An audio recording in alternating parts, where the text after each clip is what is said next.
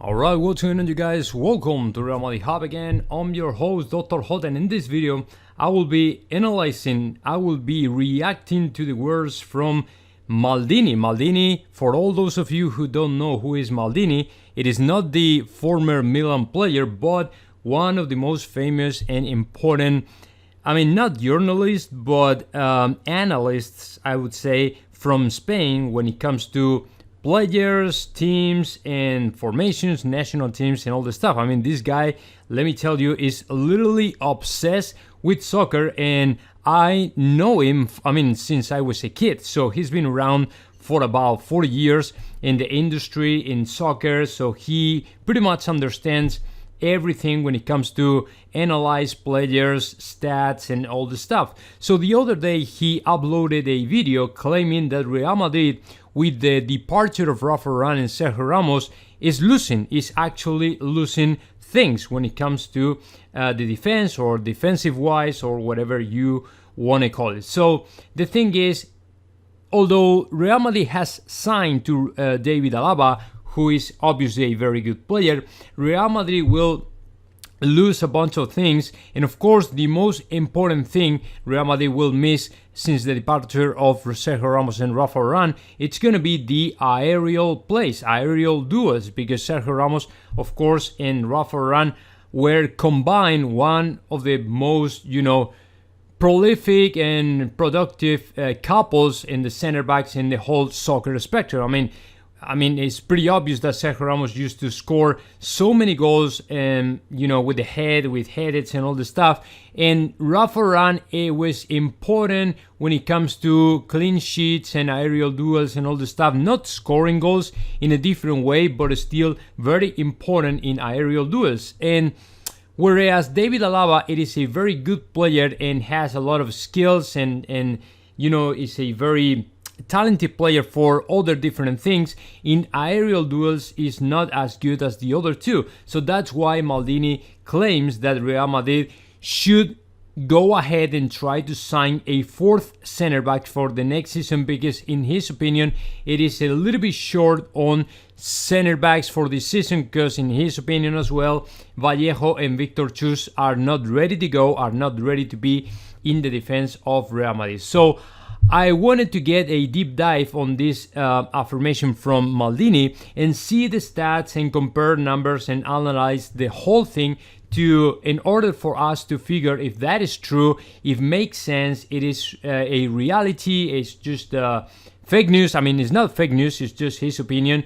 And let's analyze the stats from the different from the three players, Ramos, Rafa Varane, and of course David Alaba, and let's try to figure if this statement from Maldini makes sense, or on the other hand, it makes any sense. Okay, let me analyze first of all Sergio Ramos' stats, but I'm going to check this, I'm going to change it just because I'm going to compare what was the performances from Sergio Ramos in La Liga and also David Alaba Bundesliga, but not the last season, but the previous season. The season when we won La Liga, when we won the title of La Liga, because last season, as you know, Sergio Ramos spent more than the 50% of the season completely injured, so it makes any sense to analyze the stats of Sergio Ramos last season. So for example, the season 19-20, Sergio Ramos, if you scroll down and you go all the way down to the aerial duels, which is the point that Maldini wanted to highlight, we are going to find that in aerial duels, Sergio Ramos won 2.0, which is a 56% success in aerial duels. If you go all the way to Rafa Varane, you will see, let me change this first, in La Liga last season, because Rafa Varane played almost the whole season, not the he didn't complete this season, because in the last moments, in the last games, he missed the last games just because he got coronavirus, so he was out of the squad, but he pretty much played 31 games, so it makes a lot of sense to analyze the whole thing, and we will see Rafa Varane in aerial duels here, 2.4 and 76% success. Also, what I'm meaning here is that Rafa Varane is even better, or was even better than Sergio Ramos. So now let's check the David Alaba stats in this thing. Let me change this to Bundesliga, and we will find aerial duels won 0.651%. So it is true what Maldini is saying. I mean, David Alaba, when it comes to aerial plays, aerial,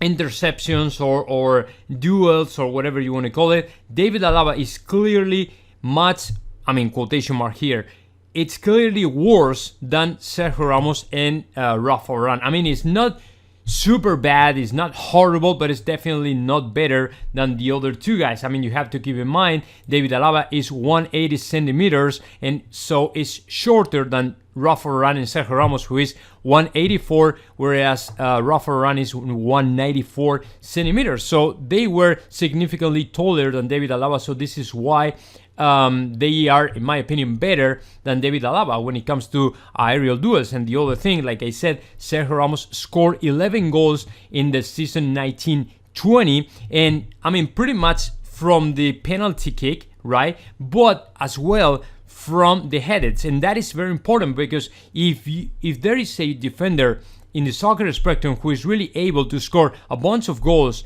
with the head, that is Sergio Ramos, and that is the arguably number one in the world. So there's no other center back in the world who is able to score more goals than Sergio Ramos with the head. So that is another important point. But let me tell you what, because in my opinion, the main conclusion shouldn't be that we are missing or we are losing things with the departure of Rafa Varane and Sergio Ramos. The main conclusion is not that, because if you miss certain things, like for example aerial duels, what you're winning on the other hand is another different things. For example, if you scroll down and you see the number of assists from David Alaba, you will find 3 assists the last season, right? 80 touches, which is important, and I will explain you why. And of course, big chances created is 2. Now let's go to Sergio Ramos and see the number of assists, 0. Number of touches, 72, and big chances created, 1. So it's significantly less than David Alaba overall, right? But if you go to Rafa Varane, you will find, let me change this, you will find 0 assists, 66 touches, and 1 big chance created, which means, of course, that the association David Alaba can provide to Real Madrid, the production in the attack, the production in the creation of Real Madrid is significantly higher in David Alaba versus Ramos or even Rafa Varane. So that's why we have to see the things in the big picture. If you are playing for Bayern de Munich, right, which was a team, it is a team significantly more aggressive and playing more, offensively than Real Madrid, it is pretty obvious that even the defenders are going to be more attackers. You know what I'm saying? You get the point?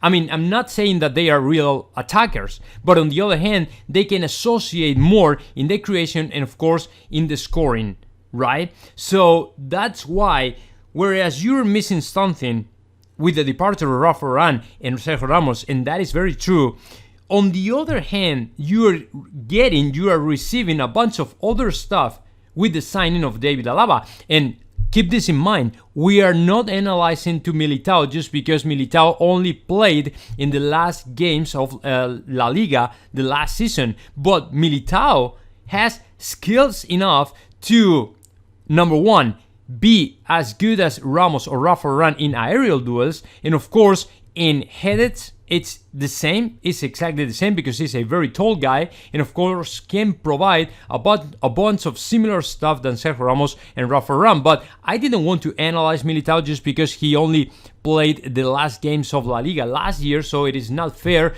to compare a player who has only played, less than the 25% of games than the rest of the other players. You know what I'm saying? But for example, let's go ahead and let's keep analyzing these players. And if we go all the way down to clean sheets, it is key passes.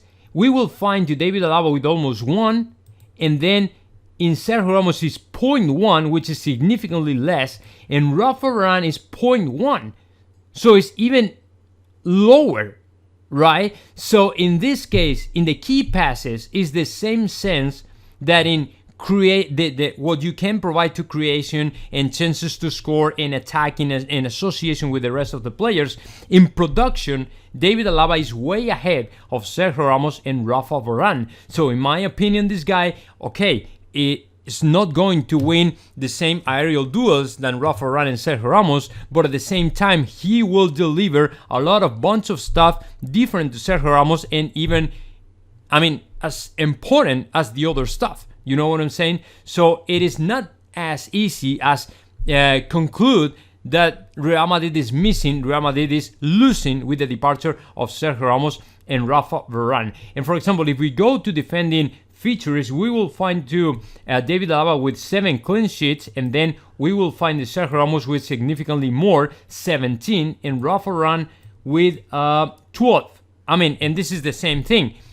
Defensive-wise, of course, Real Madrid was a more defensive team than Bayern Munich, so it is pretty normal that the center backs had more, had more clean sheets, interceptions, tackles, and all the stuff. Because if we are talking about defenders who really provide to a bunch of stuff to the attack, creation, and all the stuff, it is pretty normal to find that David Alaba has significantly less clean sheets, interceptions, tackles, and all the stuff. So to me, I mean, it is something we should highlight, but at the same time, we have to see it in the big picture, okay? Because the context is as important as any other thing, right? Because if you are playing for a more offensive, attacking team, it is obvious that the stats are going to be completely different between the different players. So in my opinion, I mean, and the general conclusion, it is we are just losing just one feature from Sergio Ramos and Rafa Varane. I mean, I'm okay, I understand, I get it, the point of Maldini, but of course, on the other hand, we are winning something completely different, and it's David Alaba. It is not a better player when it comes to offensiveness and aggressiveness and all the stuff, and creation, production, and participation in this kind of plays to score goals and things like that, but also is a player who can play in different positions. You know what I'm saying? So I'm not sure if the conclusion of Maldini is very accurate, as we are signing a very different player with different features and different, things that he can provide to Real Madrid. And of course, all of them super, super important. So I don't know, guys, just let me know your thoughts about that. Just comment in the section below, and of course, subscribe my channel, Real Madrid Hub.